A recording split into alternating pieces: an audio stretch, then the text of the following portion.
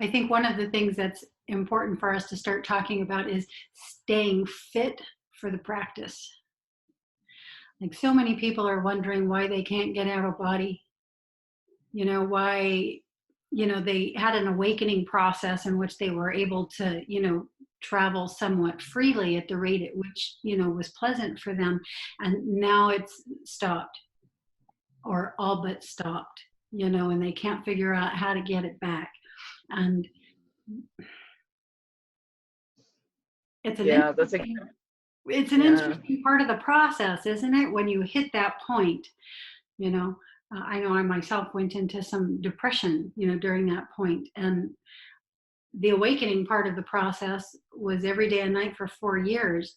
And as soon as it reached that completion point, I had to go through another 4-year process of, acclimating to being and focusing back here on the planet. And the changes that I needed was required to make my service. I was meant to bring out my service, and start reaching it out to others and all of that. But as soon as that 4-year process completed of getting all that down and keeping up with the changes I need to make and beginning my service, it's now time again that I can, go in and out again.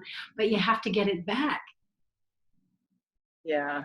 You have Yeah. to, and that's a process. And a part of that process is keeping yourself fit for the process, and that's why we had to make so many changes. What were some of the changes you had to make to like your physical diet and the way you were living your physical life? Do you remember some of the things that you had to begin Well, changing and doing differently? immediately I had the desire to become a vegetarian, which I had practiced before, but it became this overwhelming desire. And from there, I went on to vegan. Um, and I just energy level and everything is so much different. It was like I was always starving for oxygen before.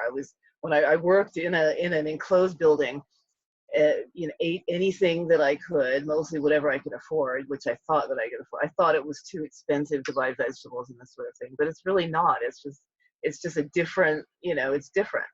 Um, and it was like immediately I had to make those changes, and I did, and they were wonderful. And my sleeping habits changed, not necessarily for the better. I still have some really, odd.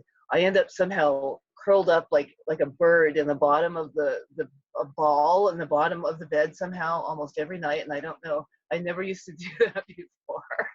And then the blockage I had with my dreams and all of that happened, which is getting much better, much better now. But still, I'm not completely satisfied. But yeah. Same here. Did you notice you had to make more changes than just the specific foods you were eating? For instance, I noticed I had to, it was also a matter of where I was purchasing my foods and who I was purchasing them from. If they were coming from a truly organic and organically grown and organically loved crop, if the people who were growing the food were awake and aware, if they were being grown with water, that was not the municipal water supply, if they were being grown in a permaculture fashion, meaning sustainable fashion where the topsoil wasn't being depleted. All of that came into play. So it wasn't just that my diet was changing. I was a meat eater to begin with. Let me alter that. I wasn't a meat eater. My father was a meat eater and a sort of quote protein freak of the 1970s. And but I wasn't. I had a really hard time with that diet, and I still have, all the evidence of that all over my skin in the form of moles, which are in the fungus family, which I'm having to deal with now. During my process, I just automatically stopped eating meat. I didn't even try. I didn't become anything. I noticed about 2 years after the fact that, wow, it's been a long time since I've had any meat. And I realized, no, it's been a long time. It's been years. And I'm like, oh, I don't eat meat anymore. It was more like that, or at least right now. or at least fundamentally, and then I went through a process of sort of discovering why, and found out what our ground level process is for growing meat, and how horrific it is, and yeah, all of that. So it was a process of investigation and discovery also, not just a stopping of it, but why, what was happening here that, I now personally feel needs to stop. It needs to reach a conclusion, and the way that reaches a conclusion is by more and more of us becoming aware that it's happening and sharing that with more and more of us here ground level, and moving through the process of how challenging that is, because people will fight back. Their addictions are their addictions, whether it's to meat or whatnot, and and the manipulation by the control system that pushes protein, in general. So a lot more came into my process. Uh,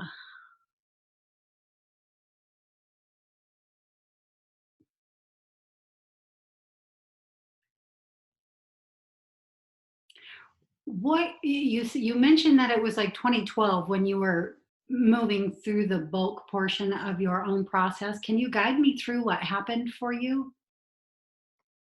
Uh, well, basically, it was I had been pursuing for different types of mediumship, and I had been involved in various different types of magical practices and things since I was in my 20s. And it was always something that was an interest of mine, spirits, and I could talk to spirits, and I read tarot cards for a while. But it was funny. I was just thinking about that the other day because I was a tarot card reader who was asleep essentially. But I thought that I really thought in my state then that I was, oh, I'm connecting to something, and I was, but it just was a completely different level. But basically what happened in 2012 was, well, it was right around 2011, 2012. I made a bunch of different changes. I left that job. That I hated. It was an absolutely toxic environment, and um, things kind of came together. One a friend was talking with me, and we were talking about who was much more into aliens and UFOs and this sort of thing. That wasn't something that I was even really interested in. And all of a sudden, we were talking about these different things, and they said something like, I'd mentioned my daughter, Kristalina, and that, did I ever think or imagine that she might have been a hybrid? And for whatever reason, I had this huge epiphany right then and there. It was like, yeah, I have. And it was like something that I never allowed myself to think about. And suddenly it was like I could, all these other different strange events, the time that I, ended up in the wrong room, and the time I met the people, and all this, had hand surgery and all these different things, and that I thought was a near death experience, and all these, the time I saw the moon going backwards, all these bizarre things, all of a sudden it was like, there, yes, that's the answer. You had hand surgery? Yes, yeah, that was. Fascinating, because you're a painter now.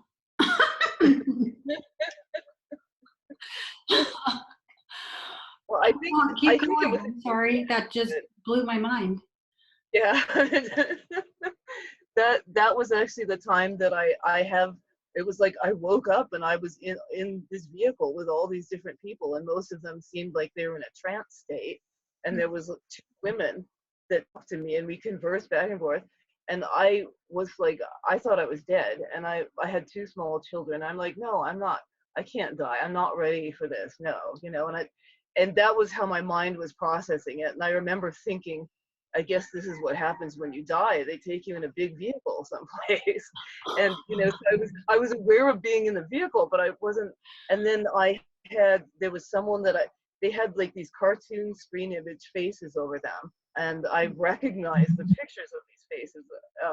And there was someone that like they opened my hand and did something and then closed it, and I saw fat cells and everything in my hand. And I've always assumed that was probably an implant or something, but and I remember leaving as well, And that was just, that was when I, leaving the vehicle, I thought that I was basically, at the time that I was processing this, I thought that I'm seeing the great white light that everyone talks about when they die. And there was like a cartoon character of an angel with, it was just like a cartoon, like a cutout that didn't move and only smiled the whole time. And it was actually something that I recognized from a Christmas card that was like a screen image that was used. And I was seeing these eggs. I mean, I can't even describe these, like huge egg shape. And they were, it was like they were cut out of space or something. And behind them was like this white and pink color. And you were describing something like that. There was, I think maybe these were the other people in their vehicles being taken back. I really don't know what that was, but it was. That's how I see the portals. They're Yeah. egg shaped, yeah, or oval, you know, egg, yeah. Okay, so it was just sort of on a dime, and the conversation about the extraterrestrials triggered uh, a release of Yeah, information, you know, yeah, or that's what recall. began it. Yeah, Uh, yeah. Interesting. And so, how long did that last? Like, as you're going through that, is this a years long process, or just Well, sort of really fast?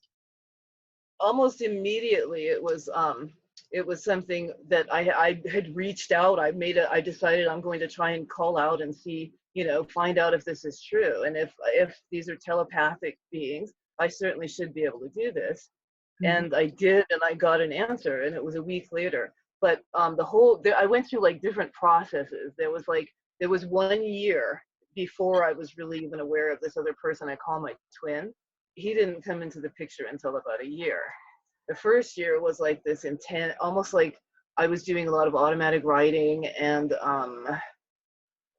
just symbols and different things, and a lot of discipline and things that I was trying to, I felt this need to begin practicing meditation and doing these different things. And everything just kind of really took off from there. And I realized that I was actually able to remote view and all these different things, and that was what was going on. And it just kind of, everything came together. Mhm. So you bring the information forward here. In any of your experiences, are you going out into the other fields, into other worlds, for instance? Um, what, like in out of body, Uh-huh. you mean? Uh, it seems like I stay mostly Earth connected where I travel.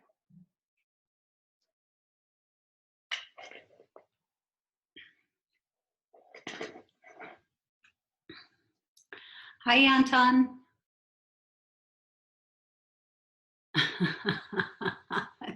He's so funny. Come back over here. Can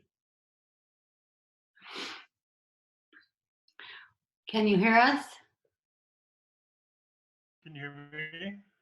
Yes, Can I you can hear me? hear you. I can hear you. So we're in the Good. middle of talking about consciousness expansion, consciousness exploration, awakening, and staying fit for the experience so that it can continue, so that we can continue having an evolution of experience with it. So, for example, some people undergo an awakening process, and at the completion of the first end of their process, everything stops. And we're talking about why that happens, and just the processes that we go through. I'm not going to re-go over everything again. Just that's maybe enough to fill you in on where we are. Did you undergo a specific awakening process? How did you begin having lucid dreams and going out of body?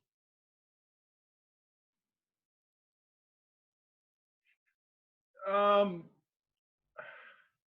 I'm trying to think. One of the first time I heard of lucid dreaming was probably probably still in high school, I would imagine.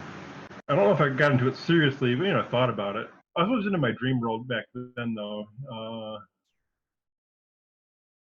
Like I told you before, I've had always been a real terrible sleeper, and I spent a lot of time, staring at the inner screen, hypnagogic imagery, going by and all that. So. I'm wondering, you were always an active dreamer? Yeah. I mean, everybody dreams, right? I learned pretty early, though, this is the point of lucidity, and it's something I brought in. I made a couple of videos on this subject way back. But there's a time in a child's life that he or she gets sick of having nightmares every night. And you kind of stand up for yourself on the other side. And to me, that's lucid, really. Yes. And the first time I really started standing up to my dreams, was as a child. So that's a degree of lucidity right there, getting out of the constant nightmares and stuff you have as a small kid. And, now I have almost no nightmares. Well, actually, since I was a little kid, since I had made that determination in myself to do that, I'm sick of getting beat up in my dreams. I'm not going to have it anymore, and that was it. That was pretty much it. So how did your dreams? I've had many dreams, how did they change? How did they change at one point? How did they change at that point?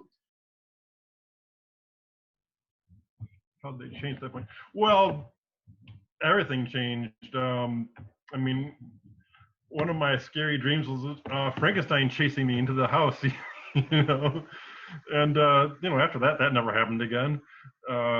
What did other thing with big animals, I even had some of those. What's that? Oh, I just don't have that kind of dream anymore. Anton, I'm going to ask the question again. After you stood up for yourself in your dream and you stopped having nightmares every night, what started happening in your dream state? What kind of dreams did you begin happening at that point? Still the usual mix, except, just absent little nightmares, pretty much. I just wasn't going to put up with nightmares anymore. So the nightmares are all you remembered. You didn't remember. Well, most of my dreams are just refuge, what do they call daily refuge dreams? What's the word term? Where you just dream about stuff you did all day, kind of, or even emotional situations you had during the day, you kind of get them a different angle on them sometimes, replay, kind of a different situation, but kind of relating to something you did during the day. Similar, a lot of, probably 90% of my dreams are in that category, just kind of refuge dream. What do they call it? Refuge? What's the word I'm looking for? Residual. You know what I'm talking about, though. Residual, or what's the other word? Residue, daily residue. Whatever, you know what I'm talking about. Yes. Yeah, daily residue. That's what I'm looking for. Yes. So most of my dreams are really that. Then I've had other dreams, when I was journaling and doing more often, that got, that was a better experience where I was starting to go to. What journaling taught me over a number of years was that I go to the same places over and over again quite often, and I actually know some of these places. I can actually picture in my mind the landscape, the general layout of some of these areas. I've been to them enough where I kind of know them. Describe one that you go to a lot.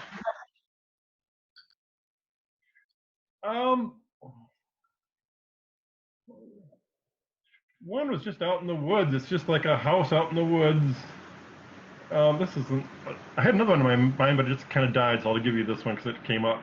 But it's just a long house. It's a small house, and it's fairly long, but narrow. It's more or less like 3 rooms in a row. That's the whole house pretty much in a line, And you can kind of walk from one end to the other house. And it's not a new house, it's an older house. And one time it was full of all kinds of junk, like somebody had moved a bunch of junk into there just for storage. That was the last time I was there. That's just an example of one I've been to more than once. I was trying to think about, there's a cityscape I go to sometimes where it's There's a bridge across a river. It kind of reminds me a little bit of Houghton, Michigan, or Houghton, Michigan, actually, in the UP. But because there's a bridge going across a waterway. But there's businesses and stuff on one side, and that's kind of where I am. And I'm walking the parking lots and the ways up and down through the parking lots, and even across the bridge, across the way, even, So I've been to that neighborhood quite a bit. I think sometimes it takes. Are these places that you have ever been to in the physical reality, or are these purely in the dream fields? Well, I'm kind of wondering if I'm kind of thinking of two places right now. That one I was talking about in the Bay and all that, and I'm talking and another one that's kind of like it, that reminds me of it, but that one is separate reality. It's nothing I've seen in real life. It's not outlandish. It's not like I couldn't really see that place in real life, but it could be a little bit out of the city, but it's not that. It's nothing I've been to. I've been to that one several times. And it's just another kind of like the other one, the little city structure, and kind of on a hill and going down to a valley, and I think there's a creek down there. Are you happy with your dream state? Am I happy? No, are you happy? Anton, just a moment. There's a slight delay between me talking and you hearing. So give me just a moment. Are you happy with your dream state the way that it is? I guess. I mean, I'd like to do more lucid. But when I get into the dream state, even my intentions and stuff, I just don't have much will in my lucid state. It's kind of strange. Most people get lucid and they fulfill all their sexual fantasies and all that. It's like, I don't give a damn about sex. It's like, I'm just like a dog chasing after. If I get lucid, I'm out of local space, man. I'm out fast. I go out into galactic space. So you're happy staying at planetary level, at ground level, and just sort of doing nice life type stuff. You're happy with that, yes? In my dreams, I'm satisfied with that. In my waking life, I'd like to do more.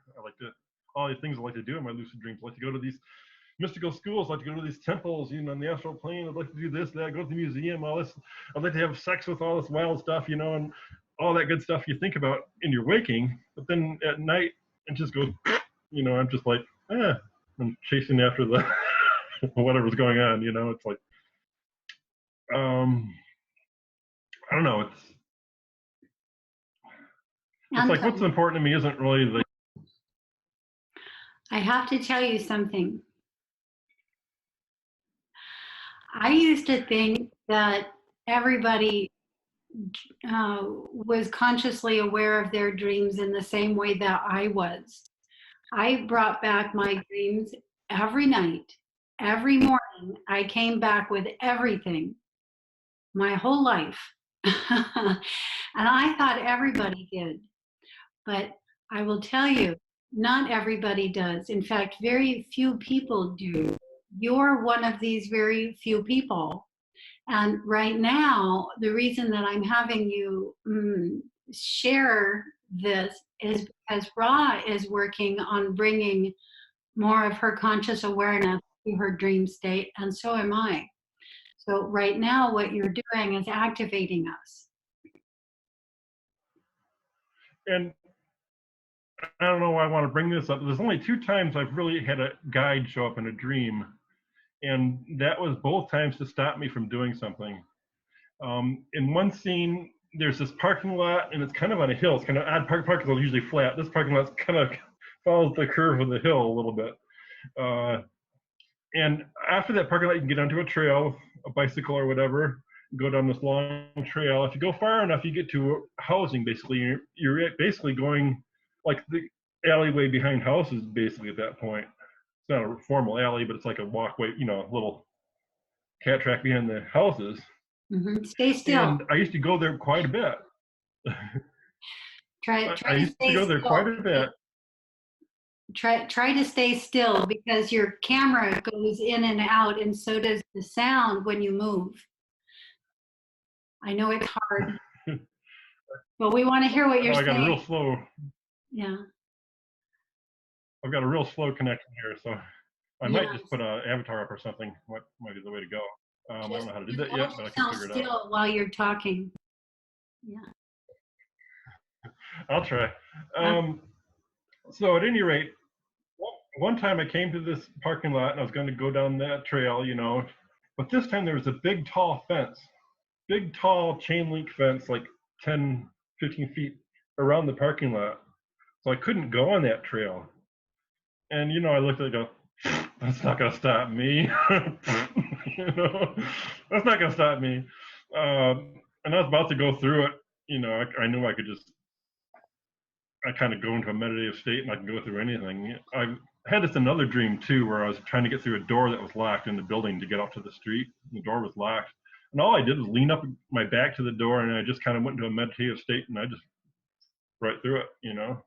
And I knew I could do that to that fence too. I knew that wasn't going to stop me.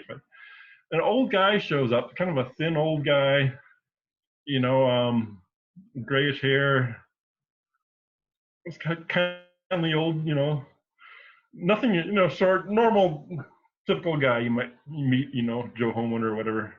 And he talked to me a little bit and persuaded me not to do it. Another time he showed up too. I think it's the same guy. I'm not sure, but I was mad at this guy. I was going to get him. I went to this big apartment building and I was going to knock on his door and summon him, and get him to face this guy off. This evil person I knew in life way back, but kind of a spirit of him or kind of an energy that he held.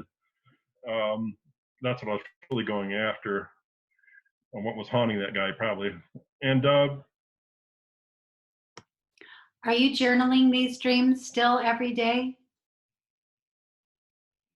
well, recently I've fallen off because I just have my recall's been crap since I retired basically, and I've got no discipline in my life anymore, so my Do you, recall kind of went to pat for a while. do And I'm you not really stressing about it. It's do you still have your old journals? yeah, mostly on computer. Oh, okay. I do mostly with voice. I usually use a voice thing and then I transpose them onto the computer, or I write directly into the computer. And I've got Why, some of my old 8-bit computers from back. why do you feel Old Atari computer. why do you feel your recall has dropped off since you retired? Because there's no regiment to my life anymore. I tend to stay up too late, and it worked better when I had regiment in my life, and I was waking up at a set time. I knew I had to wake up at X time. I usually wake up before my alarm goes off, that kind of thing. And Cat wasn't waking me up in the morning, or sounds weren't waking me up in the morning. I had my regular regiment, so that kind of worked in a way. And I didn't record dreams daily, I never was that good, but there'd be, places where I'd get 1 or 2 a week. And maybe a streak in a few months, I'll get, several building up like that. And then I'll go through periods where I don't recall anything for a year or two, so it doesn't really stress me that much, I know you want to build up that stress to a degree to try to recall. I don't So know. When I get into my dream state, are you also happy not moving any more forward with that? I don't know that I'm not. I'm just moving in different ways. I'm not moving so much in my lucid state, I suppose. But I think a lot of it is stuff I don't recall too. I think Are some you of it's okay? kept from me on purpose. Are you okay not recalling? That doesn't affect you in your physical life? No, because when I need to recall, I do. And I told you that, before we were talking about this, I recall dreams I had 2 or 3 weeks ago that I never remembered. I can recall a dream really clearly because something in the physical trick, not even directly related to it, somehow just doing my normal thing, or memory will come up, and sometimes the memory will be a dream, sometimes the memory will be someplace I was working. Mm-hmm. But I'll remember dreams like that spontaneously with just that was 2 weeks ago. That had to be 2 weeks ago I had that dream. And, I never remembered it. I never journaled it. I never remembered it at all when I woke up. So they're there. It's not like I really forgot them. It's not like I really lost them. They're there somewhere. They are. But what I'm trying to go after is whether you feel any sort of momentum or impetus to do anything with your awareness, your awareness of the dream fields, your experience in their running scenarios that can help you when you're here in your life. There's ways to apply them, to apply the knowledge, to apply the awareness and the experience to more than just yourself. Meaning you can bring this extra assistance to other people. Do you feel anything like that? In general, but not specifically. Okay. I've kind of disconnected lately. I'm kind of been a hermit. I'm kind of going through a hermit phase lately because there's really no one around this place, and I stopped working. That really lowered my social connection quite a bit. So that's The something I reason I got to keep work on. I asking have if to you're get out. happy is because if you're not, we can go into changes and, make a program for change.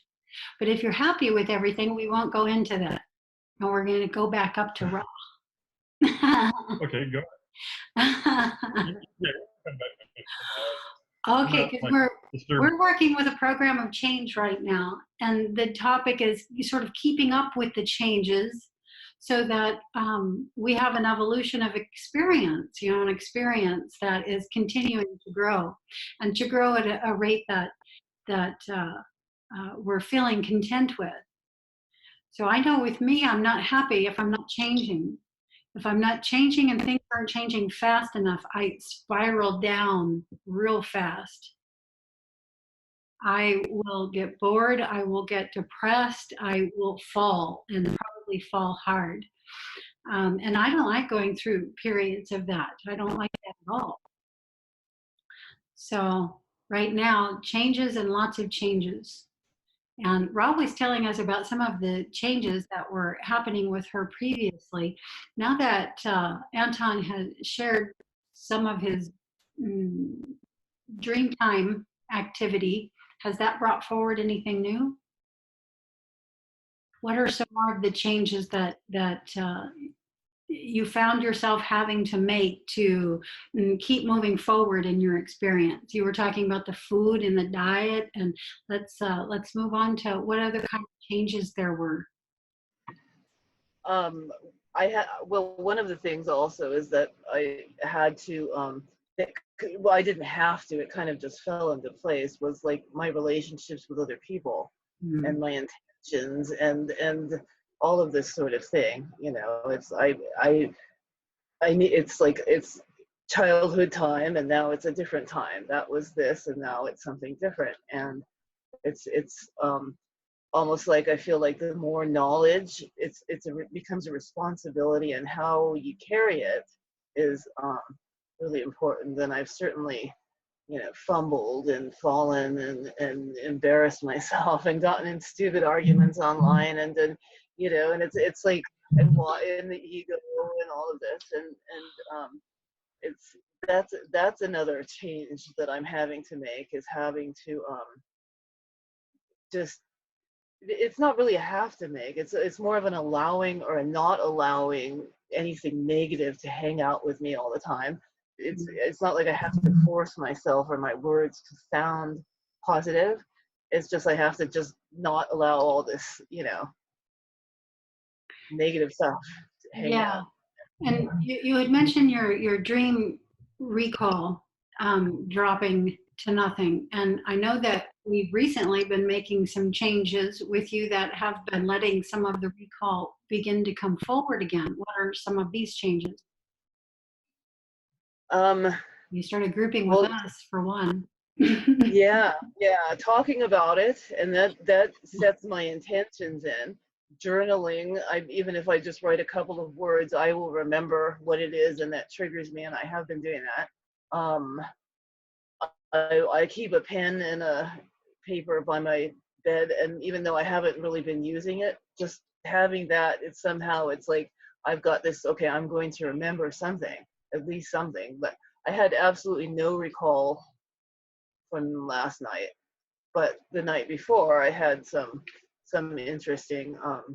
I don't know if it's I didn't really get anything with the crystals, but I had something with crystals, with crystal tuning forks come through that I don't know if that was, you know, somehow connected to what we had talked about connecting with the crystals. Well, sound and vibration and all of those ideas, yes, that's going to, you know, associate with the vibrational state and different frequency fields and all of that. And yeah, we can just visually interpret all of that in a more mundane dream state, you know, as a tuning fork, and the idea of that, it not even making it to the visual field, but the idea of it sort of coming into the awareness. All of this counts as dreams, and all of it being documented in the dream thread, you know, is important. Are you spending uh, any more, you know, time? People don't give much time for recall. They just, you know, they don't recall it right away, and they get up out of the bed and start their day. Is there any change you're making to that part of the process? In the beginning of this, and really trying to work on this and improving this, I found myself waking up. I don't really sleep very well, and I often turn or I stay too long in one spot, and then I wake completely up and turn again, and then I have to go completely back to sleep again. And there's sometimes this in between that. I have a question for you about that. That happens to me when I don't exercise or move enough during the day. Are you being too sedentary? Are you, because when you paint, you're sitting there painting. And, you know, how much physical activity do you get each day? Well, on my working days, I get a lot of physical activity. I work with the dogs, and I do a lot of walking back and forth and uphill and downhill, and I ride an ATV, and I carry heavy things back and forth. And Okay, so that's muscles. That's yeah. muscles and that's movement. And so what about the opposite end of that spectrum? Are you stretching stretching, you know, doing forward folds and extending your legs out long, doing things that stretch your. I should. I'm not though. Yeah. That's something I should do. So yeah, I'm good at doing that and not so good at doing strength things, you know.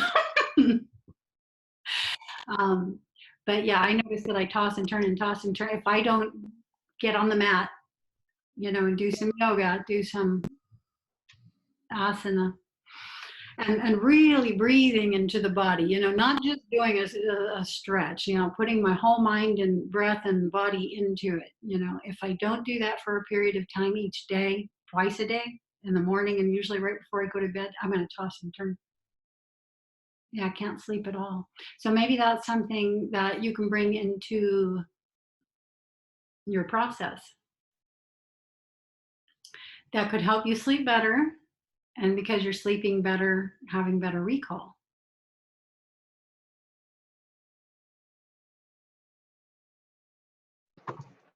That sounds like something I actually need, and it's something that I've been thinking about. You know, like I need to do some sort of, you know, stretching or some sort of activity like that.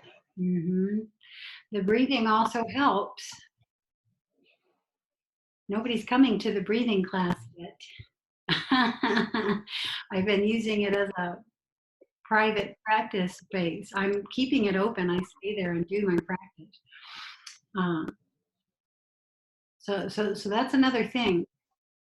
You know, when you hold the breath in a particular pattern, it can hold out a lot of information. It can hold you out of a lot of extra space that you could have access to if you work with the breath, if you consciously work with the breath. Let's do a little practice right here, right now. Okay, let's do it. Let's do a breathing practice. Let me see which one might work best for us.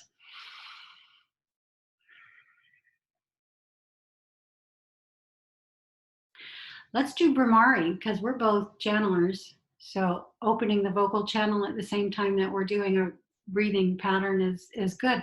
So Brahmari is so-called, as it sounds, you're making a sound like that of a bee. And it's called the humming breath because it's just a hum on the exhale. And I'm just going to do it for you once, and then we can each do 6 breaths. Okay? So you just breathe in normally. We won't do the real formal practice, just sort of the casual practice. Just take a deep, full breath in, and on the exhale, hum like this.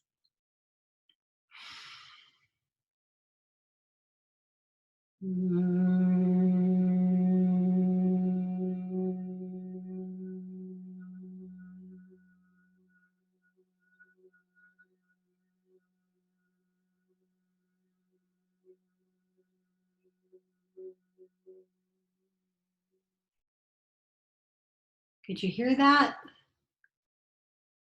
Okay. And so you're trying to, it's creating a vibration in the body. The hum is creating a vibration in the body. And you use that vibration to relax the body everywhere you feel there's tension.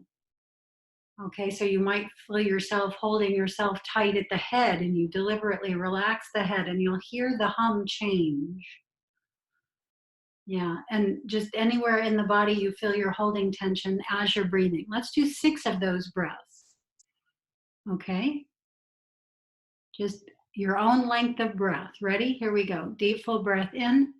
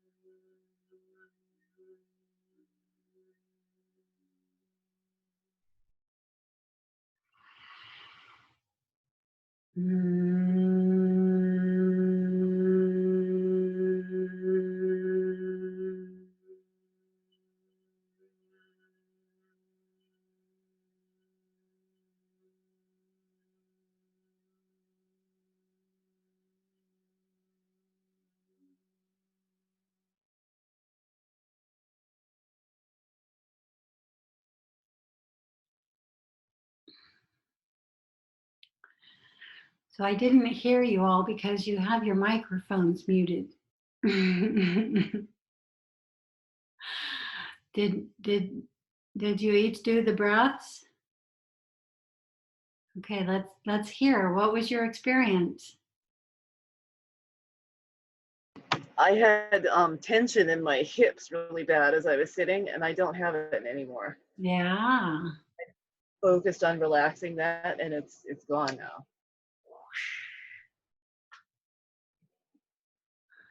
And what about up here? Anything up here? Do you feel Feels any clearer. more? Do you feel any Clearer. more expanded?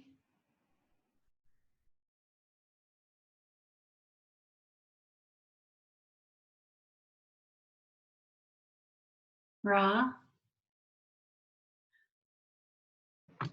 Do you I feel?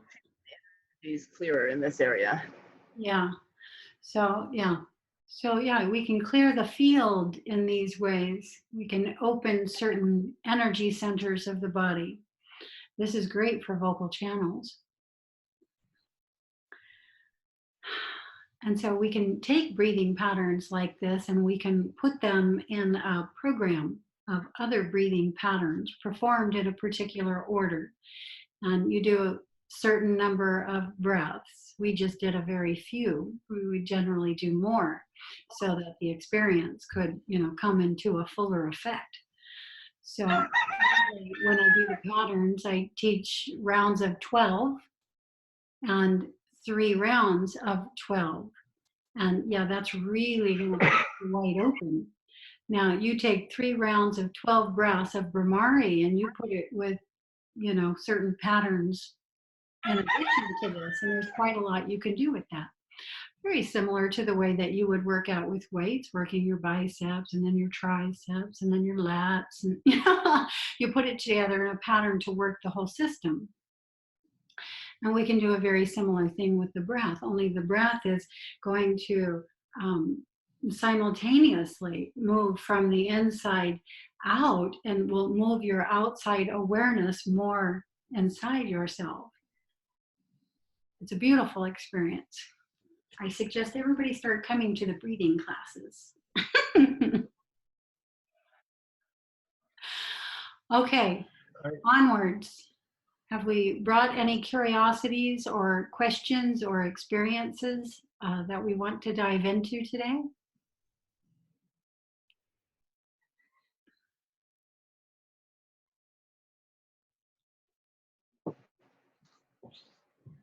I sort of want Ra to channel for us. Do you want to show us your process for moving into the channeling state and see if you can bring through a message? Okay. I've been experimenting with something because I've never done a like a question and answer type of thing, which I always thought would be kind of fun. But if I actually was experimenting yesterday to see if I could continue moving my hands or if this would detract somehow from the attention, but it did not seem to happen. I was able to move my hands. Normally what I do is I go inwards, and I don't know really how long it will take me. And I usually begin saying something like, I usually say like, I'm just going to begin talking, and yes, I'm here. And this kind of like switches things over. Okay. So it may take me a while to get, I've never done this, but I will. That's fine. You didn't bring anything else to talk about, so we have all the time in the world. How long about does it usually take you? I would say within a minute to go inwards and get some kind of a confirmation that we are going to do this. Well, that's no time at all. I'm like thinking it's going to be 15, 30 minutes, and I'm like, oh, fine. Okay, I'm going to mute my microphone, and Anshan, you mute yours. And we have the great privilege of watching Ra move through her process of going into the channeling state and speaking with us. And if your entity would like us to ask questions, just let us know.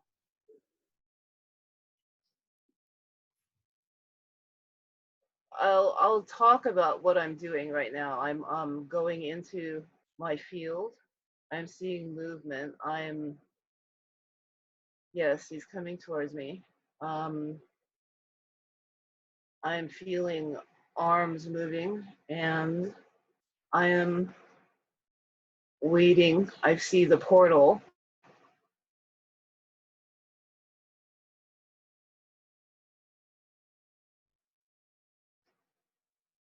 I see the portal.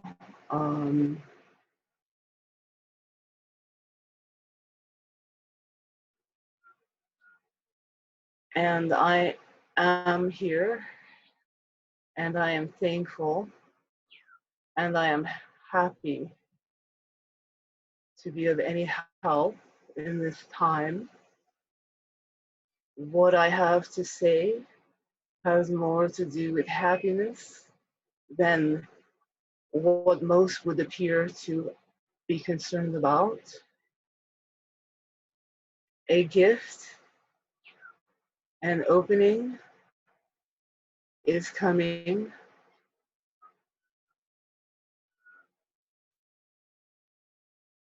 I see many people coming forward. They're exchanging gifts, and this is all according to what we have agreed on.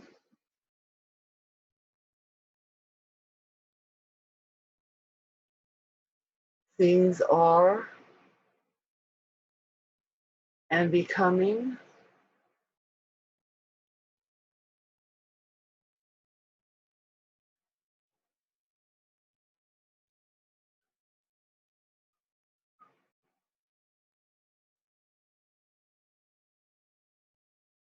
Many energy and gifts of different sorts are beginning to manifest in those who can aware and engage with this.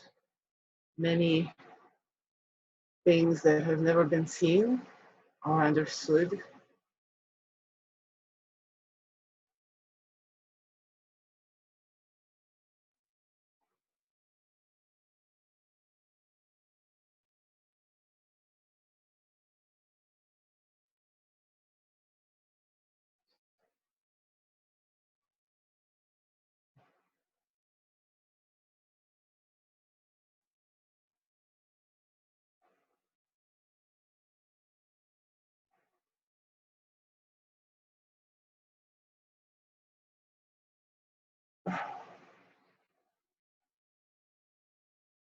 That's, I'm back. I'm back.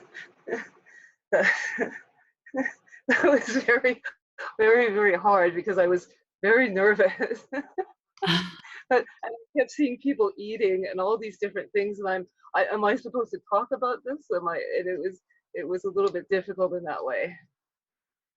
Fascinating. So, in this experience, where were you? I was on the side someplace.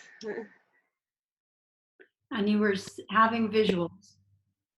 I was having the visuals as if they were on the side here, and I'm seeing this, and I'm seeing his hands moving and different things and different energy when he was talking was coming forward, and I'm just kind of on the side. Yeah, it was very nice. The energy was very strong. It immediately enveloped me and my attention. I found myself, sort of doing this, getting pulled in. I was hoping he was going to let me ask him questions. So if you ever want to, by the way, do a question answer thing where we start bringing out some more information about Ra, I would love to ask him personally, who he is, where he's from, what life is like on his planet, what role he, plays there, what he does for quote work, things like that. Yeah, my head feels like a balloon. I can't focus my eyes.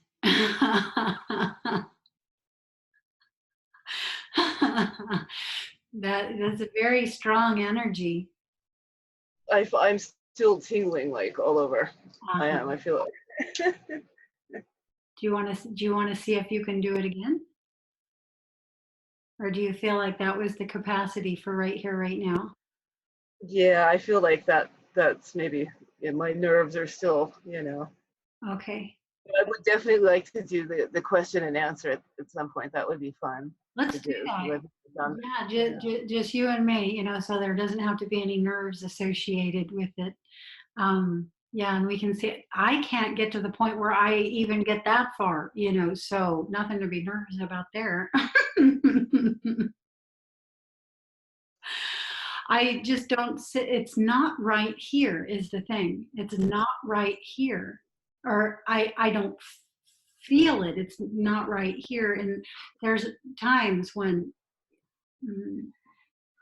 my own energies come very strongly into my whole experience, not in my body field, but the whole experience. You know, I'm having those days are just beautiful. I'm very uber focused on the work and excited about what could happen, what we could create, and all of that kind of stuff. But in that, I never sit and like see if I can be spoken through. I don't know why, because I want so much to do it. And I have for the longest time. When I started going out of body, you know, what I was pursuing at that time wasn't out of body experience. It was still Atma Vichara, search for the self. It's a question, who am I? You know, that was the main discipline. Uh, and I was being fascinated with coming across people who were channeling.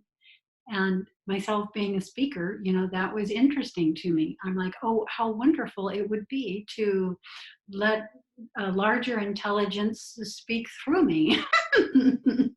You know, and then I'll, you know, boom, what did I get? I got a Kundalini awakening with OBEs, you know, and I'm like, how does that relate? That's almost like the polar reverse of what I was doing.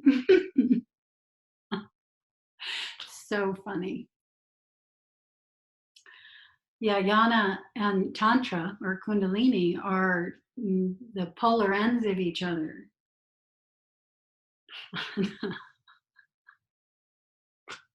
Which is maybe why it happened. Maybe that's what brought the balance, you know. I have no idea. Well, thank you so much for that. Let's set up a time right now for when we're going to do this again.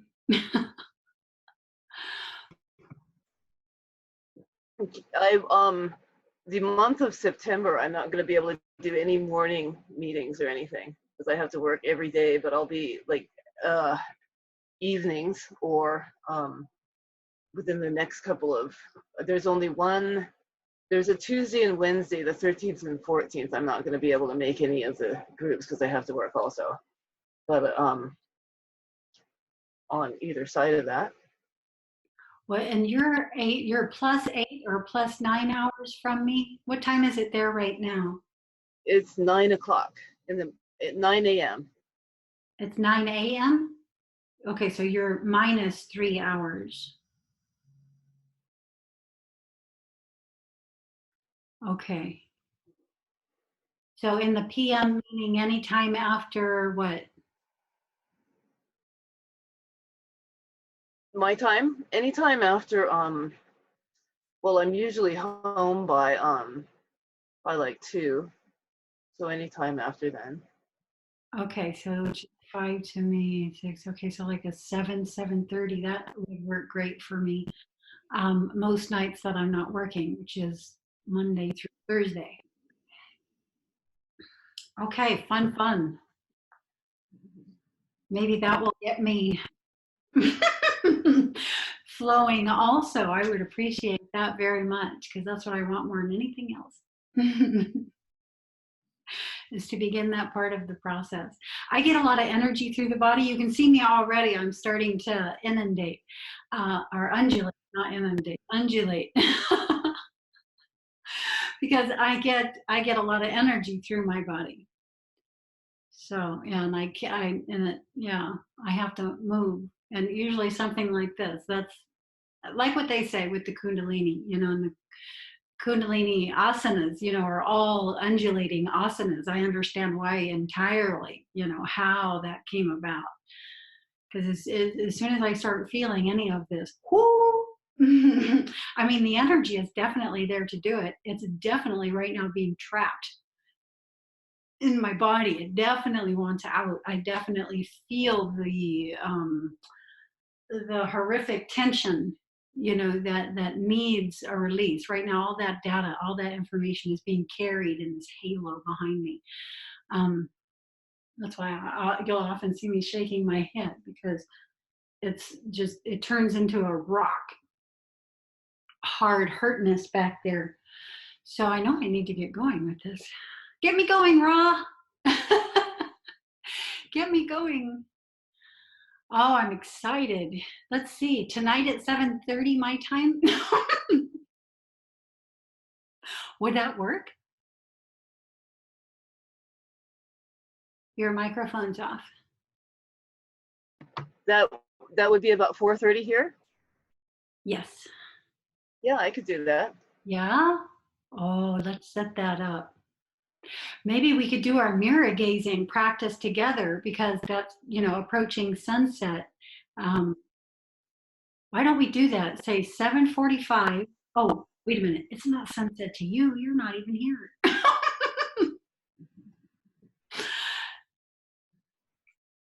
Okay, scratch that. Let me do my mirror gazing practice first, and then we'll come into the Zoom. Unless you want to do it at that time with me together, we could have the computers on. We could record it for others, even.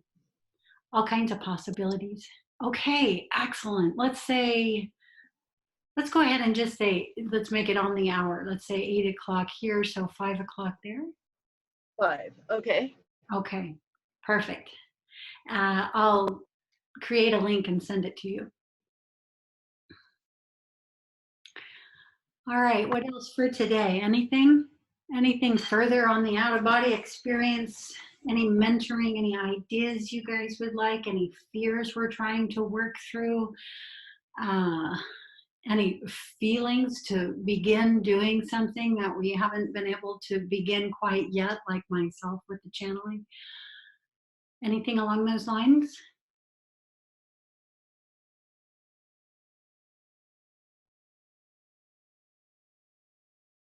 No? I'm I'm I need to do this stretching exercise and obviously change certain sleeping habits of mine. I think even probably possibly changing my pillows and all this sort of thing and making things more conducive to sleep and that sort of thing. Okay. Let's talk about our sleep space. That is so important. I had no idea. People have no idea how important the sleep space is, not just for sleep, but for this, for out of body experiences, for dream recall, for, coming into the more total aspect of what we are. So do you have like when I say right now, what's wrong with your sleep space? What's in the way? What immediately comes to mind? Well, for me, it's just that I'm in a change right now. Oh, I lost the image here. I'm moving from one place. I'm moving out of one place, my commuter house, into this place. So I'm going through a lot of changes. My schedule's. That's one reason I'm not really stressing about it right now, because things will settle down. When I get rid of that place and have all my stuff here, and I'm more collected here. Things will naturally get back into a rhythm. Mm-hmm. Right now I've got no where rhythm. you I'm sleep in general. wild. I don't even know what day. I'm sorry. Anton, specifically your sleep space, the room where you're going to lay yourself down to sleep. What's wrong with it? What's there that's in the way of you having a good night's sleep, which includes having some awareness of your dream activity? Well, I'm just talking about the changes because I'm sleeping in two different beds. Actually, a third bed. So I just changed the bed downstate. Brought my good bed up here for my guest room and put a cheap bed down there that I've had in the guest room here. So I'm like getting used to different mattress. Just the changes, irregular schedules. When I ask you the question, what can you do to the sleep space you have right there where you are to make it more conducive to dream recall? What comes to your awareness? Nothing glaring. It's just the change and the differences of the moving around so much, sleeping in there's different nothing beds you so want much. to do to that room to make it more perfect, specifically for the purpose of good sleep, which includes some dream recall. There's nothing that you can do to it. Well, I just downgraded the mattress at my one place, so that's. But I mean, that place is temporary. As far as up here, my main bedroom up here, it's very comfortable. It's dark, pretty quiet most of the time. Right now, I've got a major roadway's been diverted onto my roadway, so it's noisier than usual in the mornings. Normally, it's a pretty quiet place. But, Okay. got a Well, highway diverted on my way. what about your room? The biggest problem is the mattress. It's way too soft. I'd almost rather sleep on the floor. Boom. Boom. Are you willing to start tonight? Yeah. Leading into my process, I will tell you that this is one of the #1 ways to open up the body. Even more than yoga and yoga asana, tai chi, and those type of movements, sleeping on the floor. Why would that even be? I was on the floor for years. I was moved onto the floor. What my larger consciousness did was bring me into a space that had the tiniest room. And I had the option to either have a yoga space or a bed in there, one or the other. And I said, well, that's no choice whatsoever. I need my yoga space. So at that point, I started sleeping on the floor. The room was just a tiny room. I had to live in with somebody for a small period of time. And yeah, it was wonderful. It was so wonderful. My whole body opened. Now I was deep into meditation and my yoga practices at that point, and so my fields were already opening. I was already beginning to have, excellent meditation experiences with my range of vision expanding and all of that. And I was highly immersed 24/7, day and night, but coming onto the floor, I mean, it brought me into the awakening that I had the next year. And yeah, that was critical, me opening the body for the K flows of energy. It would have been excruciating had I not done that. And if you haven't had your awakening process where you're the Kundalini type awakening process where the higher energies really begin working through and reconstructing the DNA and physical biological structure, then this is important. It could be why you're so uncomfortable. That's exactly what I found. I couldn't sleep in a bed anymore. And after that, it was the longest time before I could come back up on a bed. And the bed had to be rock hard. The bed I have here is real solid. It's right next to sleeping on the floor. So it still works. But yeah, sleeping on the floor is even better. Are you going to start? Are you a back sleep? Are you willing to start that like tonight? That was the first thing you said. Yeah. I am. Yeah. Yeah. You'll need something on the floor. I didn't sleep directly, say, on a hardwood floor. I had a rug, and I put my yoga mat on the rug. Sometimes I would put it under the rug, and so there is a little bit of cushion, but it's, still the floor and still quite hard. And I noticed that I could not sleep on my sides when I came down onto the floor. They just weren't open enough.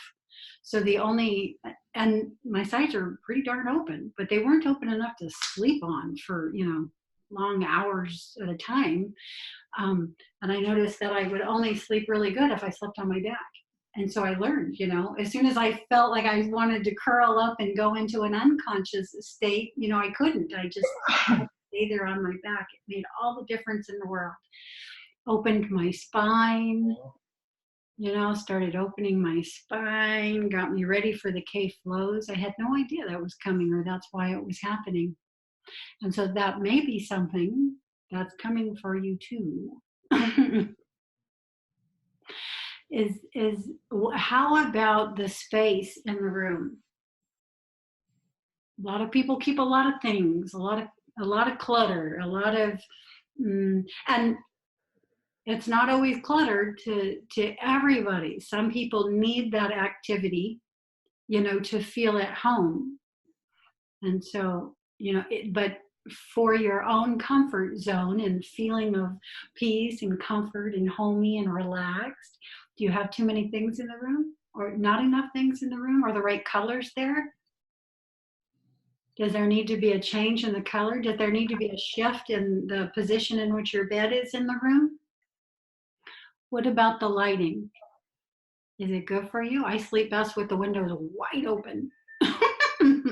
So I like light to come into my room, and that's always going to create the best experience for me. You know, a darkened room. If I want dark, I'll put on my mindfold mask. I still want light in the room. That seems to have an effect on my experience. I always need their light and air. There has to be, like, I have to be able to circulate and yeah. Windows and doors almost always wide open. Yeah, same here. So that's good. And you're doing that. Is there air and circulation and the Yeah. light that's good for you right now and your experiences? Okay, so is there anything else in the room you would change to make it more conducive to sleep and dream recall, conscious out of body experience? What's the next thing that comes to you?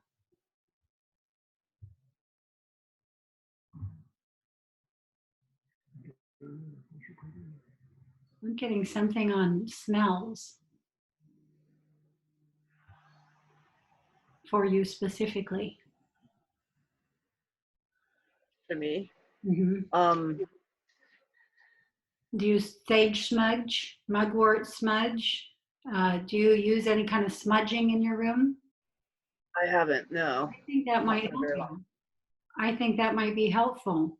Clear the space of anything that may be accumulated there.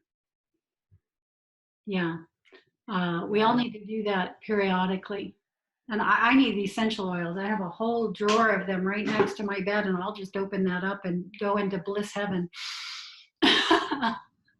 You know, essential oils have a very powerful effect on me, especially frankincense and myrrh and eucalyptus, grapefruit. Yeah, so sometimes you can bring in things like this to help clear the field too, especially if you're somewhere where you can't smudge. I've been in many homes and the people don't like it when I smudge or light incense and things like that. But I always feel right at home with those smokes and scents and atmospheric alterations. You know, makes a big difference in my own experience. I think Anton is bringing something, he's bringing show and tell, maybe? I don't know, I can never tell. I was going to show you. I was going to show you my box of essential oils. It's huge and overflowing, and a little bit too unruly to demonstrate right now. But yeah, I'm way into essential oils for a long time. Got the huge stuff. Make my own shampoos and stuff too. You know, all that stuff. Yeah. Wonderful. A great way to clean and clear the space. And because you brought in the making your own home care products and things like this, keeping the body clean.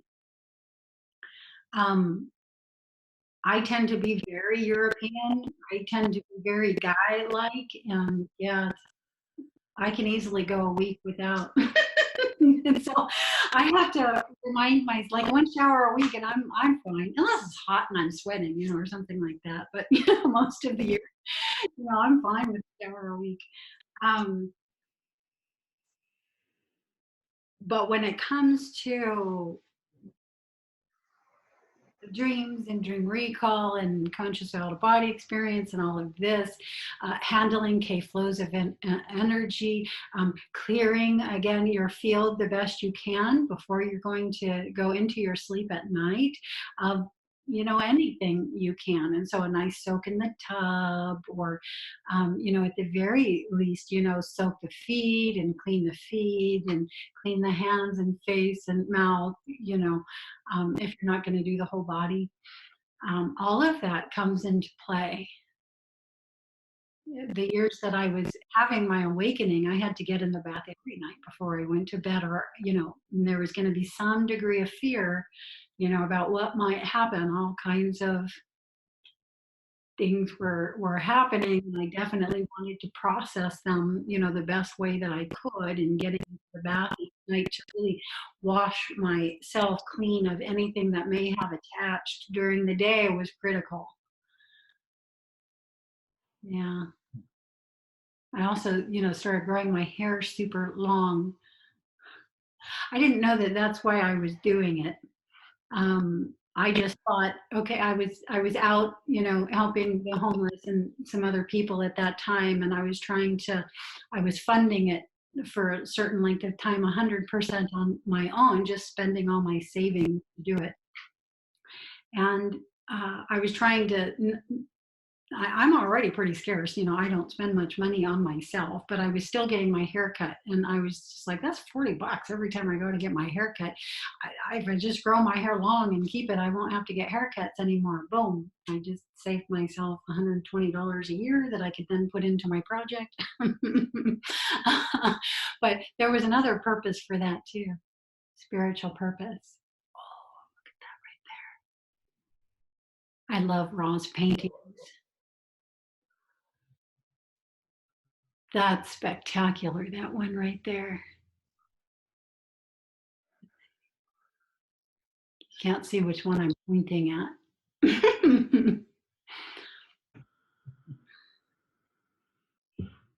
So yeah, keeping your sleep space clean, vacuumed, dusted, clean the air. Having plants in your room is another thing that helps. Well, and I have a lot of the mineral kingdom in the form of the crystals in our sleep space. That's very helpful. But bringing plants in will be very helpful as well.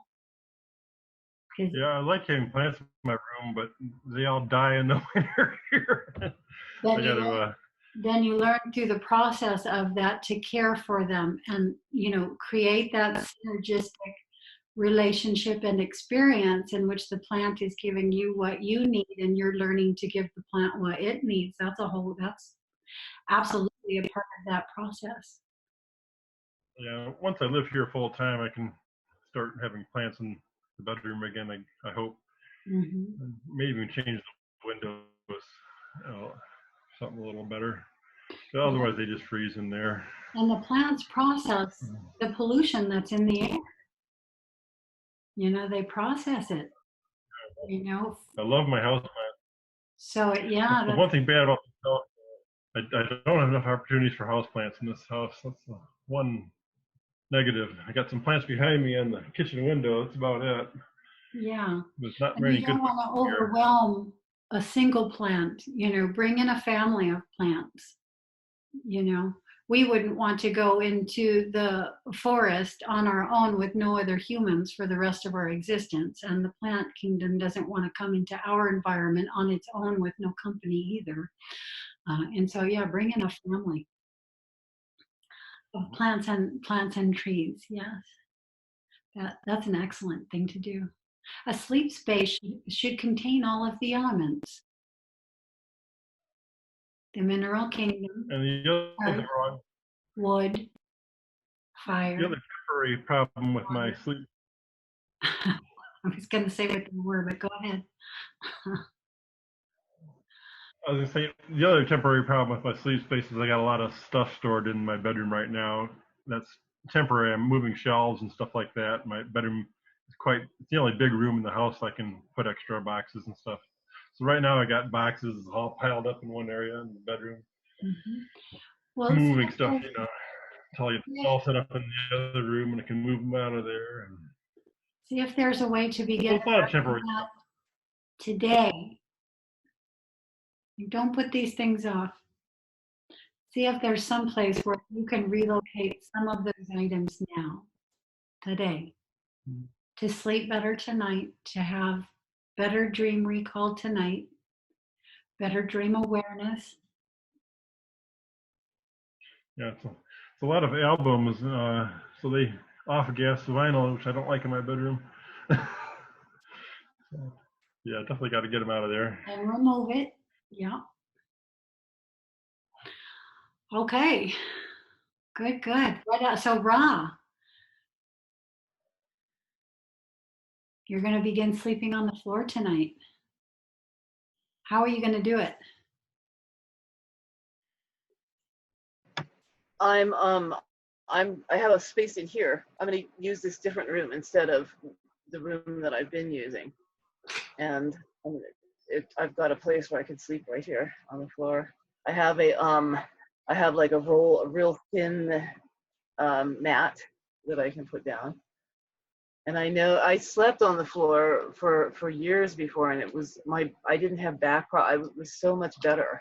It's just, this big, huge bed that isn't actually, it's not really my house, so I can't really move it and everything, but I can relocate into this room. Yeah. Good. Do you have a plan? Yeah. Okay. Well, I'm looking forward to hearing how that goes. And I've started a similar thing. I always have a sleep space where I sleep and a practice space where I practice. So they're usually a rug and a yoga mat.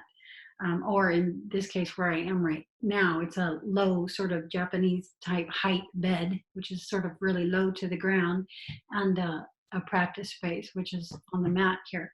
And at night, I'm beginning to do my Shavasana practice. This is just when you lay down in a comfort, it's called dead man's pose in yoga. And so you're just gonna lay down on the ground, and I'm beginning my sleep here.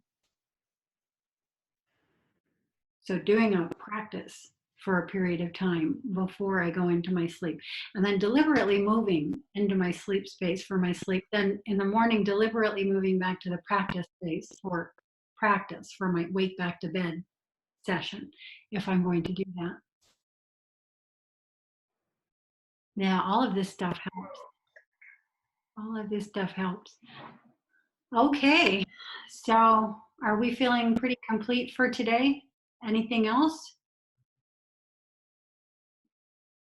Okay, let's go ahead and wrap it up. I've got nothing at the moment. It'd be nice to get a few more people in these groups. I guess maybe Ra can talk to her friends. I've talked to a few friends and they haven't shown up. Yeah, a lot of people vacationing right now, and so they aren't able to come. And a couple other people who were coming decided that they weren't ready to begin a lot of talking. So yeah, a lot of people coming who want to listen, but not who want to talk yet. What we need is some. So Anton, when you come, bring something to talk about. Over the next I'll try. 6-7 days until we meet again, start writing down some things that you would like to dive into, because that's what these rooms are for. They're not for me to just ramble. They're for you to bring what you're interested in, your curiosities, your questions, which I'm happy to dive into answers to. We can even have other people reply to those questions also. But if we don't bring anything to the space, then yeah, not a lot's going to happen here. It's enough though, because even just being here in the precise patterns that we are today, Anton, me, and Ra, it does something. Yeah, it keeps us stimulated, it keeps us activated, it keeps new ideas coming in, since what Ra and I are going to start, which I'm super excited about. And all kinds of different stuff, can happen. Most important is changes and keeping up with the changes, which was the initial idea for the talk today. Because changes are happening fast right now. They're not happening at an additional rate or in multiples. The rate of change right now is exponential. And so we have to keep up with the changes that we need to make in the way that we think, and the way that we run our energy, and the way we're living our lives, and the daily activities we perform. All of that, you will find that within it, there's growth that's possible. And so making that growth possible by, for instance, stopping a particular thought construct, that we've been holding, and letting it grow out into a new expression, a new form. This happens with me a lot when I'm dialoguing with others. I tend to handle what comes at me in a particular way. For instance, when I see somebody repeating the same mistake over and over again, and perhaps that person wants to verbalize that to me, their frustration with it, and I step forward in the manner that I normally would into that. Um, there's always room for those ways within us to grow. If we just kind of keep doing and saying the same thing over and over again with them, they're not going to be helped by us either. And so, yeah, and then Got enough. sometimes there are physical changes that we have to make. I have to start moving, for instance. I'm just way too sedentary. Most of my job in my work, both in the care work and this, is sitting, and, right now anyway. With my care client. It's not always that way, but right now it is, and it's that way here. And so, yeah, I need to move and move and move. I have about 30 pounds I need to take off of my body for the flows, for when I start channeling to be advantageous to me. And so, these are things, and I need to figure out how I'm going to do that. So what type of activities I'm going to bring in. David Bowie tells me I need to dance. I can't quite get with that. I mean, I do sometimes when I'm working out. But yeah, so like all of us, we have to know what we want. Anton, you have to step forward. That's your homework this week. Find out. I do have one topic I'd like. Something, discover something that you want, and then begin to come into the awareness of changes that you need to make to let into your life what you want. And that's what we all need to be doing right now, and especially if a part of we're coming into our service and reaching out to others, the means by which we're going to do this. I think one thing we could talk more about is inner guides and how to interface with them. And in particular, maybe for a future one, what bugs me most though is, I'm not always able to distinguish whether it's intuition or it's my mind telling me something. Is this a true message, or is my mind just, producing gibberish? I don't always know if guidance I'm getting is real or if it's something my mind is, just garbage from my mind, basically. And I've struggled with that, and I've made mistakes both ways, where I haven't trusted intuition. Did a video on that way back when I lost a cat. I was traveling and I knew something was wrong and I ignored it. A really sad thing. There's other times where I thought I had intuition and it was just dead wrong. It's just probably my mind. That's always been a tricky thing. Is to, what is, really external and what is really just internal garbage, I mean, what kind of, that's not really the way to put it, but yeah, how do you do it, Rob? Well, how do you take the from you the mental garbage from as a channel? She's letting in her inner guidance system, and so yeah, let's hear from her on that. How do I know what is me and what is not me? What is a difference in intelligence?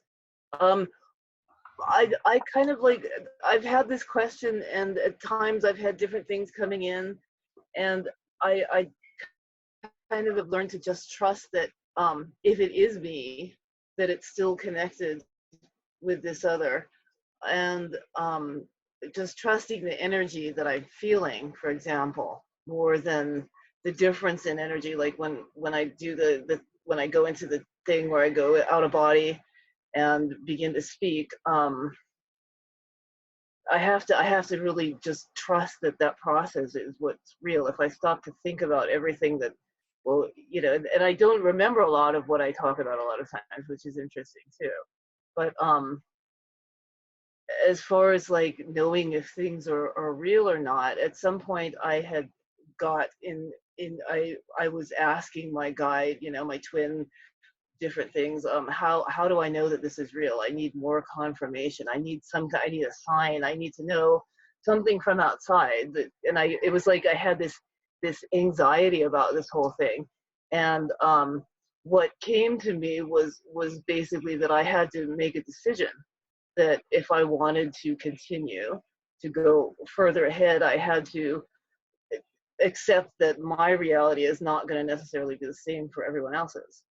It's my experience is mine and theirs is theirs, and so it doesn't matter as much. I'm not responsible for convincing someone else of my reality.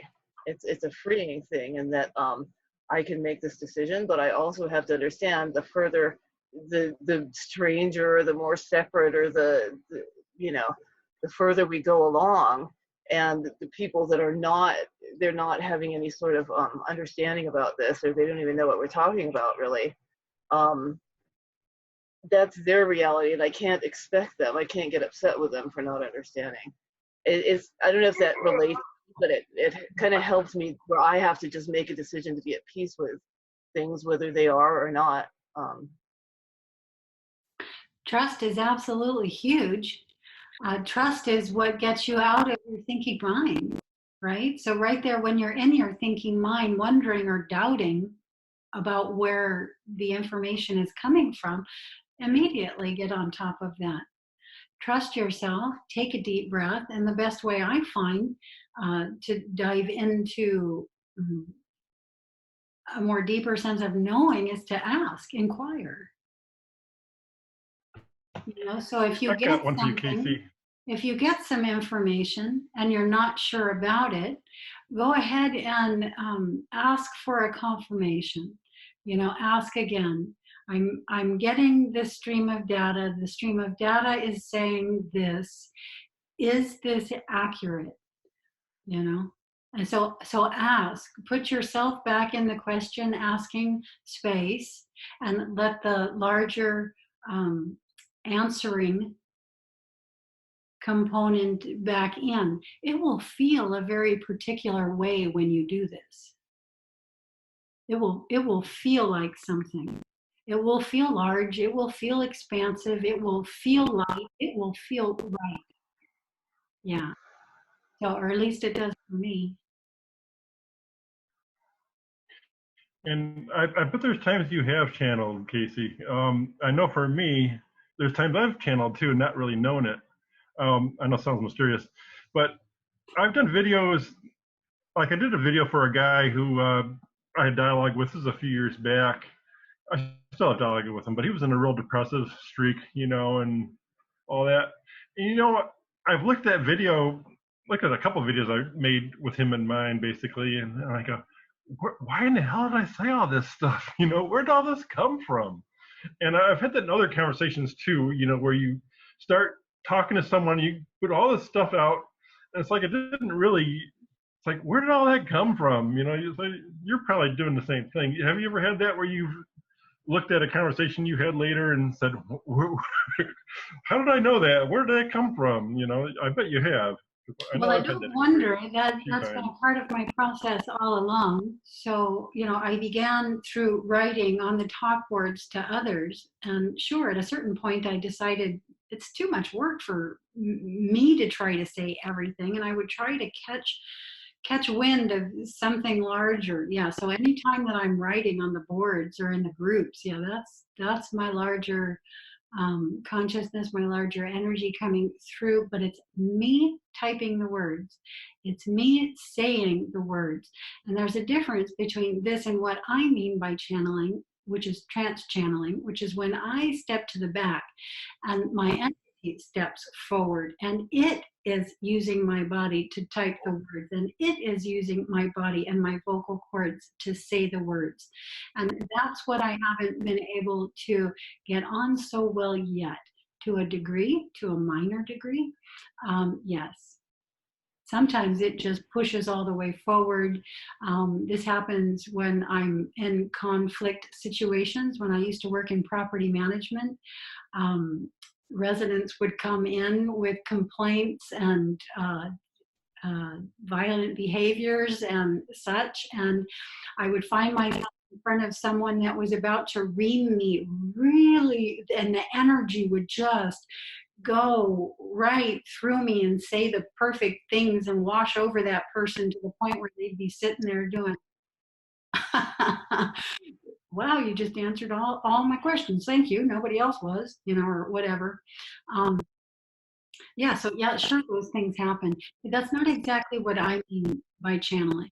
Again, which is trance channeling, and a very specific form of trance channeling, which again is going to bring the visual component, which will change the DNA altered when my entity comes in, that DNA overwrites or superimposes over my own. It will change the molecular structure of the biological structure, and you will be able to visually see who it is that has come in to speak with you. This is fascinating to me. I have been told some years back that this capacity exists in me, and I would very much like to actualize it more than I can tell you. The experience of it when it happens, a lot of times it will happen when I'm just sitting in my space meditating, or again, when I'm in my sleep. These are my practice times for this. It is extraordinary. The experience is extraordinary. And in these times, or when I'm in simultaneous fields experiencing at the same time, and there is no more amazing experience I have ever had than this. I would like to step into it more. I would like to walk this. Yes. I still wonder if you're not putting too many constraints on it. Maybe you're blocking yourself by having too many expectations and too many constraints on what exactly you're trying to get. And maybe just be a little more open about the whole thing and what will happen, I I'm don't know. very clear That's about my the experience. I'm not very clear about what's still in the way, as you're saying. I have no expectation for it. I have an immense amount of energy, an immense amount of opening in me for it. I'm not resisting this at all. I want this. I want this a lot. But physically, ground level, there are changes I need to make. And like, for instance, I can't smoke and get this on. I can't drink alcohol and get this on. I can't eat sugar and get this on. And right now, there's things stored in this biological structure that need to be released for it to continue. What they are specifically, it comes to me when somebody says something, like right now, it's coming to me. So, and this is a part of the reason I need to unload 30 pounds of toxic material currently stored in my fat cells, which amounts to the loss of approximately 30 pounds from where I am right now. This is part of what's currently in the way. It's not that it couldn't happen with the current framework. It could, but it would bring the current framework down, and my entity won't do that. Because of other things that we have designed into this experience, such as ascension. Off the wall observation. Have you ever noticed that many readers in the psychic field are very obese? Have you noticed that? Yes. And is that not what happened to me through the 4 years of my awakening process? Yeah, I put on 50 pounds. Oh, wait, it wasn't quite that much, 40 pounds. Yeah, I put on 40 pounds. I was upwards of 190, right there close to 200, until I did my cleanses this past year and began releasing some of that. So yes, a lot attached to me during that time. Yes, I could have carried that attachment, allowed those awarenesses, consciousnesses to continue experiencing through me here. There was nothing wrong with that. but there was more involved in it also. They had desires that were beginning to be actualized through me. I remember a period when I started eating meat. I didn't drink coffee my whole life, and I started drinking coffee, things like that. That's when I said, no, no, that's getting in the way. Yeah, what I want. And so, yeah, yeah, I started getting overrun.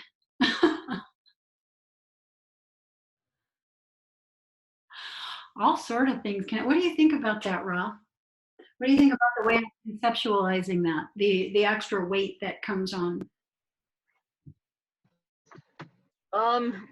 For myself, I lost when I had my awakening. I lost a lot of weight. I had so much more energy that it just came off of me, and it's I feel that like with myself, I'm someone that previously, before I made the big change to vegetarian to vegan, um, I was always struggling with my weight, and my joints hurt, and I had inflammation, and it was and I was always tired, always tired. Mm. And it's like reverse happened. But a large So amount of us do get larger. What do you think about that? Like, look at some of the major channelers on the platform currently. Brad Johnson, who channels every day, multiple times every day. Yeah, he's putting on an immense amount of weight. Rob Gauthier, Kalina Angel, his partner, also channels. Uh, um, Nora Harold. I'm trying to just bring some of them forward. We tend. I'll tell you what happened with me during the Kundalini part of my awakening. That part of the process was very physical and very painful. And as I began putting on weight, as I began expanding my fat cells, the K flows became more comfortable, more easy for me to handle, because they're still highly uncomfortable when they come through. I mean, I have to move. If I don't start moving, yeah, I'm gonna get, I'm sort of like, there's another channeler out there who moves a lot. What's his name?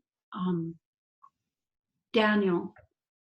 Daniel Scranton. Yeah. And when he's channeling, he's like, he's really, moving, and he's very thin. But yeah, I just found that the extra weight, the extra fat, help the flows come through more pleasantly.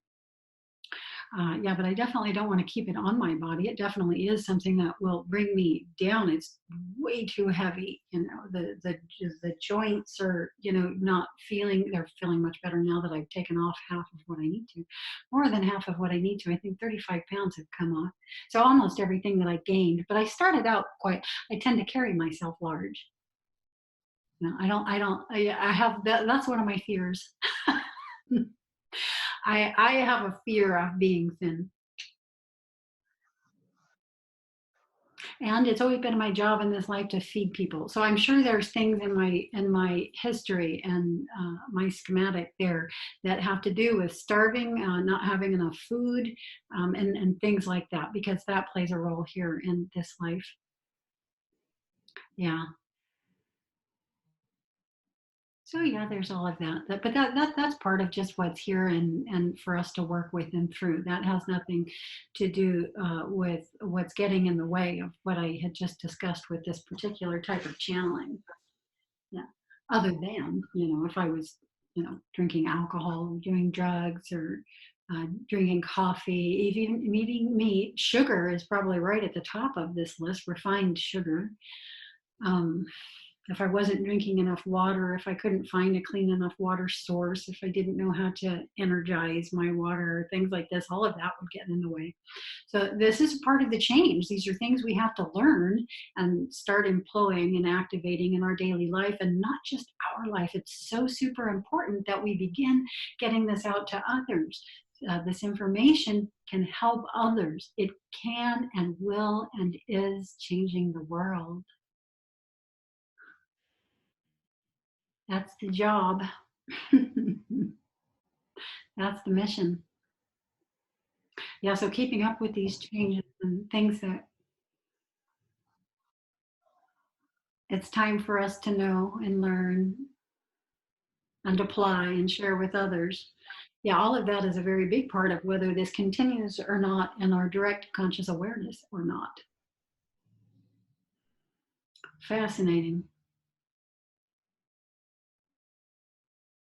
I think being stagnating is my biggest fear.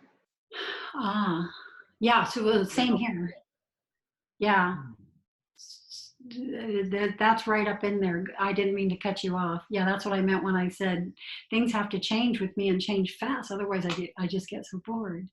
Yeah, and then I can spiral down. Say more about that.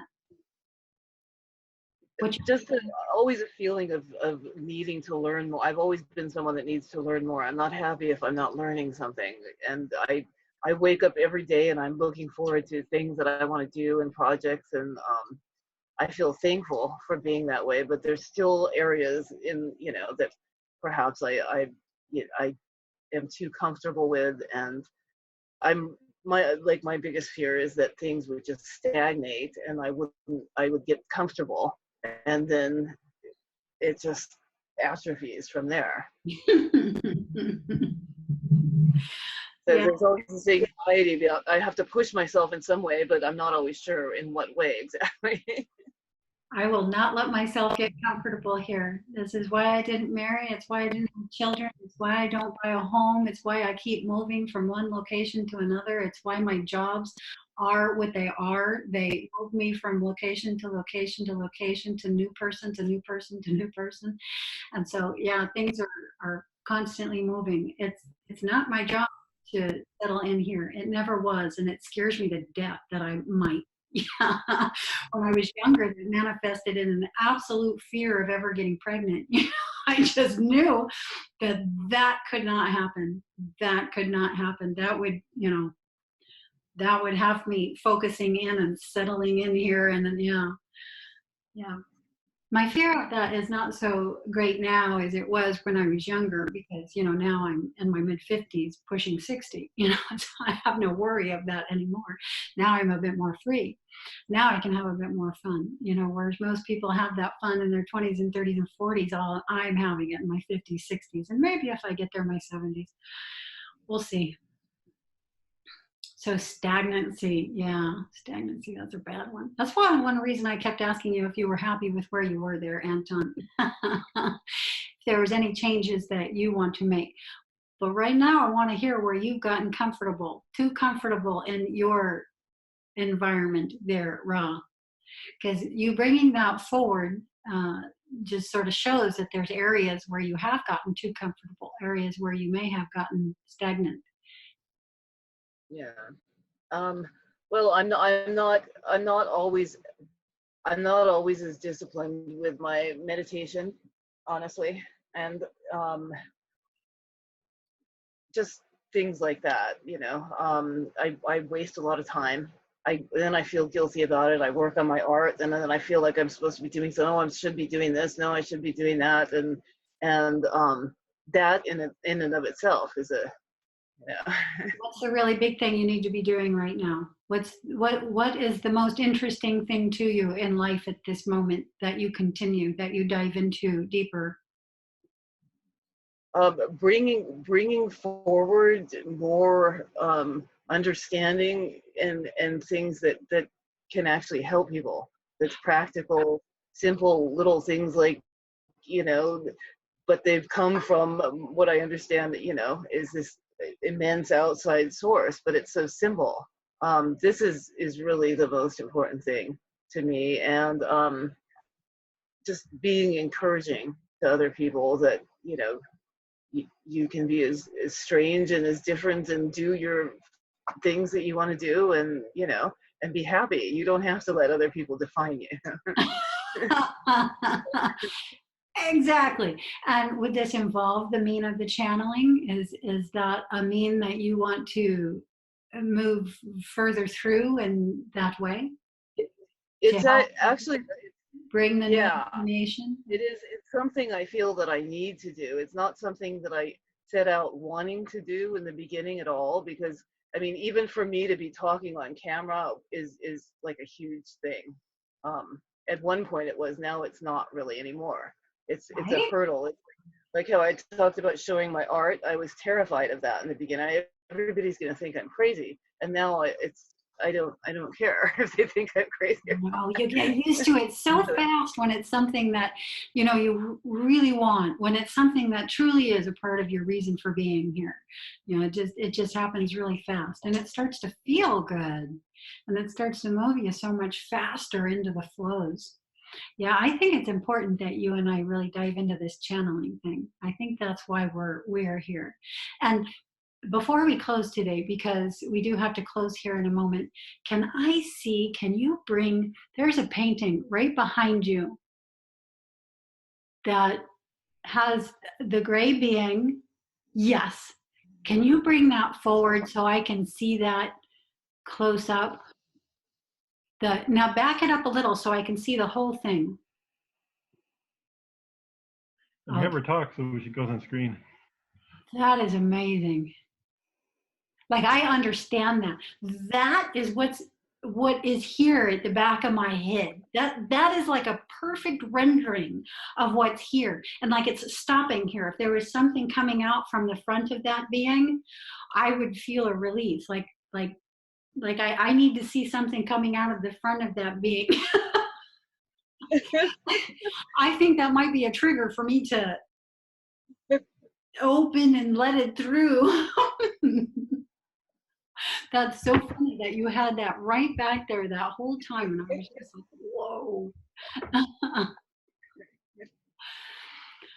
Okay, and Anton, if we want to dive into that any further, that topic of guidance and feeling for, you know, what is your personal mind created content and what is greater flows of information and energy, let's go ahead and bring that to the next talk. And between now and then, over this next week, see if you can get clear, see if you can hone in on some preciseness of what exactly you want to know, some experiences in particular you can relate to us as examples, you know, of the difference between one and another. You come teach us, come answer your own question. Okay? I would love that. I would love that. We're all speakers, all three of us, by the way. So this is really important, what we're doing here. Okay, let's wrap it up. Thank you for coming. I love these talks so much. And I love connecting and starting to create new projects together. That's probably the funnest thing of all. So I'll send you the link, Ra, in just a little bit, and I will see you at 5 p.m. your time. Okay. All right. See you later. See you next week.